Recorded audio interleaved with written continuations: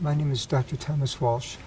I'm the Director for Transplantation Oncology Infectious Diseases at Weill Cornell Medical Center and Professor of Medicine, Microbiology, and Pediatrics.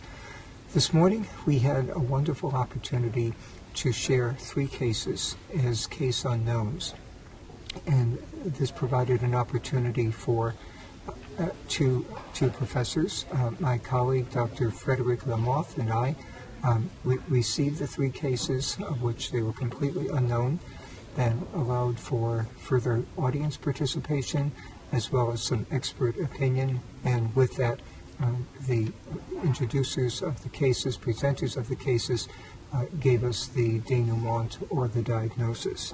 However, far more important than establishing the diagnosis, our objective was to establish an understanding of the thinking, the process, the differential diagnosis, the logic, the deductive analysis, the subtleties of clinical manifestations, the natural history of disease, and the epidemiology of different infections.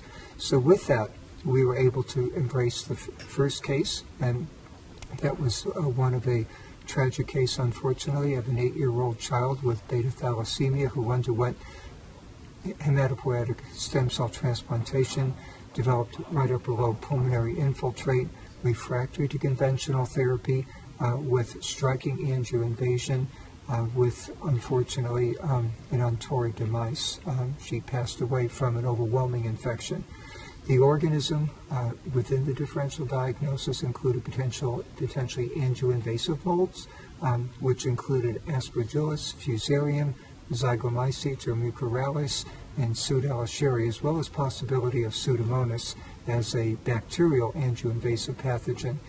And through our deduction, we infer that this was clearly a case of mucormycosis with severe angioinvasion, refractoriness to therapy, galactomannan negative, beta-D-glucan negative, the striking features on CT scan, as well as the potential for iron overload in this child with beta thalassemia.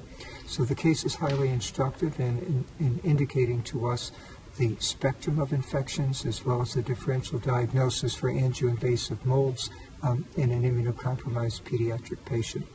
Our second patient was that of a gentleman, 37 years old, from Indonesia, who presented with HIV/AIDS with profound CD4 depletion, who then was started on antiretroviral therapy, but in the process developed multiple hemorrhagic lenticular lesions.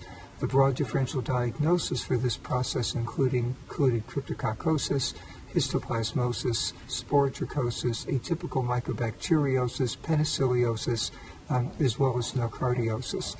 We also considered Aspergillosis.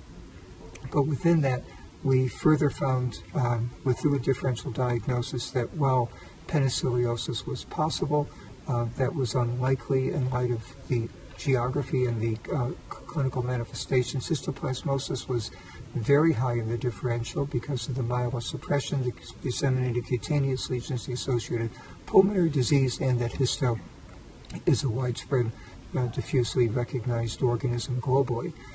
As it was, the case ultimately was that of a disseminated case of aspergillosis causing cutaneous manifestations, and was instructive in the sense of teaching us that in profoundly immunocompromising patients, including HIV-infected patients, we may still see disseminated aspergillosis, and in some cases disseminated to the skin. Our third case was that of a 55-year-old patient with eumycotic mycetoma. This case was a very long 17-year refractory case, which instructed us in a broader differential diagnosis of eumycotic mycetoma, which included acremonium, Fusarium falciforme, Actiniodura mycetomatus, and Aspergillus nidulans. When we took into account the various species, we considered that amongst the rare manifestations would be potentially Aspergillus nidulans, but beyond that, we also consider, since this patient was from the Sudan, that beyond Aspergillus nidulans, that this could also be Aspergillus flavus, which indeed it was. So the cases are very important. The case discussions are highly instructive in engaging the audience insofar as the logic and approach to evaluating and diagnosing difficult cases, which ultimately, hopefully, will translate to our audience and membership being able to return to their centers and applying similar strategies. Thank you.